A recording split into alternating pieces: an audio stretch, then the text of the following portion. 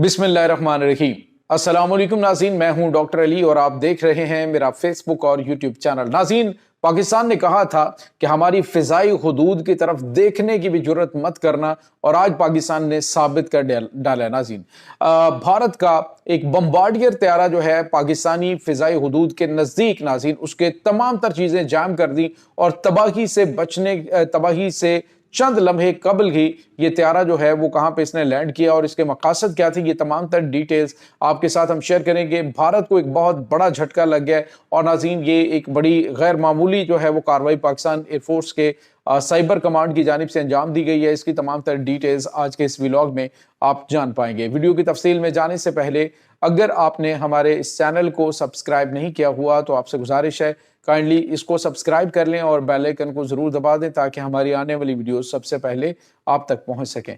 नाज़रीन, हम आपके शुक्रगुजार हैं जो आप हमारे व्लॉग्स को देखने के लिए वक्त निकालते हैं और कमेंट सेक्शन में अपनी मोहब्बतों का इजहार भी करते हैं। नाज़रीन, 9 और 10 मई को जिस तरह से पाकिस्तान ने दुश्मन के अंदर घुसकर दुश्मन के तमाम तर सिस्टम्स को जाम करके रख दिया, दुनिया के state of the art weapons जो है उनके परखच्चे उड़ा के रख दिए, S-400 हो, उसके बाद जो इनके राफेल तैयारे हैं, अभी तक दुनिया सख्ते में है। लेकिन नाज़रीन, अब भारत जो है उसने एक बार फिर पाकिस्तान को टेस्टर लगाने की कोशिश की है, लेकिन अब की बार पाकिस्तान ने जो इसका हाल किया है, शायद इसके बाद इनके पूरी जो एयर कमांड है वो पाकिस्तानी सरहदों के नज़दीक अपने जंगी तैयारे या अपने इस किस्म के कोई भी वेपन भेजने से पहले 100 मरतबा सोचेंगे। नाज़रीन, हुआ कुछ यूं कि अबू धाबी से आता हुआ भारत का एक बम्बार्डियर 5000 ग्लोबल 5000 जंगी ये जो इलेक्ट्रॉनिक वारफेयर सिस्टम से लैस तैयारा है, इसने पाकिस्तानी फ़िज़ाई हुदूद के नज़दीक इसने बेसिकली जो है वो इसका भोज का जो एयरपोर्ट है वहाँ पे इसने लैंडिंग करनी थी।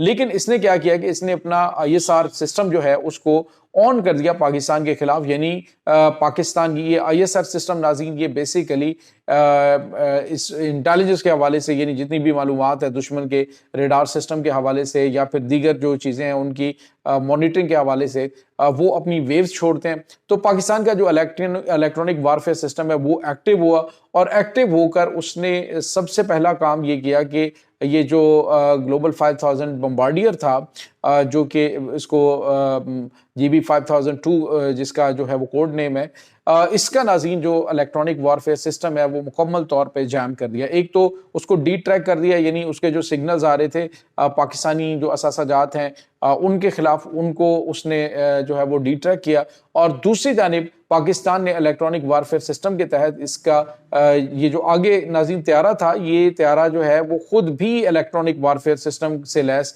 जदीद तरीन त्यारा कंसीडर होता है पूरी दुनिया के अंदर। तो नाज़रीन, भारत के इस त्यारे का ही इलेक्ट्रॉनिक वारफेयर सिस्टम जो है वो जैम कर दिया गया, जिसमें उसके नेविगेशन और दीगर जो तमाम तर आलात हैं वो जैम हो चुके थे।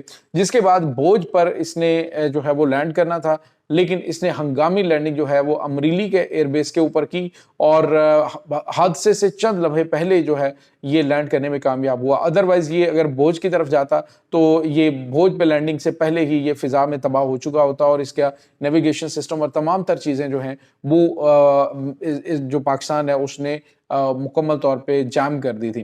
तो नाज़रीन, भारत के लिए ये सबक है जो अभी भारत पाकिस्तान के खिलाफ हमलों के हवाले से चंद दिन से पहले से खबरें आ रही हैं कि पाकिस्तानी सरहदों के नज़दीक ये अपनी गैर मामूली नकलो हरकत कर रहे हैं। तो पाकिस्तान ने एक तो वाज़े तौर पर पैगाम दे दिया कि भारतीय फ़िज़ाई हुदूद के अंदर भी इनका कोई भी जंगी त्यारा महफूज नहीं। नाज़रीन, जंगी त्यारे की तो और बात होती है जो त्यारा खुद इलेक्ट्रॉनिक वारफेयर सिस्टम से लैस हो, जो कि खुद न सिर्फ सर्विलेंस करता है बल्कि वो दुश्मन के रडार सिस्टम्स को जैम करने के लिए बनाया गया है और खुद ही वो जैम हो जाए। तो आप अंदाजा लगाइए कि पाकिस्तान एयरफोर्स का जो साइबर कमांड सेंटर है, जो पाकिस्तान की साइबर विंग है एयरफोर्स का, वो किस कदर जदीद और किस कदर दुश्मन के ऊपर हावी है। दुश्मन की हर चीज नाज़रीन इस वक्त पाकिस्तान के कब्जे में। ऐसे ही पाकिस्तान की जानिब से नहीं कहा गया था, अदरवाइज आपको पता है कि पाकिस्तान के दोस्त ममालिक ने जब पाकिस्तान ने ये पहलगाम हमला हुआ था और उसके बाद उसका इल्ज़ाम पाकिस्तान पे इन्होंने लगा के तो पाकिस्तान पे हमला करने की जो प्लानिंग की थी, अदरवाइज यानी पाकिस्तान की कैपेबिलिटी जो है वो चूंकि दुनिया को पता नहीं थी پاکستان کے دوستوں کو بھی پتہ نہیں تھی. تو وہ سارے کے سارے پاکستان کو سمجھا رہے تھے کہ بھارت کو جواب نہ دینا, بھارت برباد کر کے رکھ دے گا, تباہ کر کے رکھ دے گا. یہاں تک کہ ناظرین جو سعودی عرب اس کے وزیر خارجہ پاکستان آئے تھے, انہوں نے کہا کہ یہ آپ خودکشی کریں گے اگر بھارت کو جواب دیں گے. تو پاکستان کے field marshal general Asim Munir نے واضح طور پہ کہا جی جواب تو ہم نے دینا ہے, چاہے جو مرضی ہو جائے, لیکن اگر آپ یہ سمجھتے ہیں کہ ہم آپ کے پاس آئیں گے تو آپ کے پاس ہم نہیں آئیں گے. دشمن جو ہے وہ اب آپ کے پاس آئے گا اور آپ کو بتائے گا کہ ہم نے کیا کیا ہے. اور ناظرین پھر یہی ہوا کہ وہ امریکہ, جو امریکہ کا جی ڈی وینس ہے, جو ان کا وائس پریزیڈنٹ ہے, اس نے ایک وقت میں تو پاکستان کو یہ کہا جی کہ یہ دونوں بھاڑ میں جائیں, ہمیں اس چیز سے کوئی لینا دینا نہیں ہے.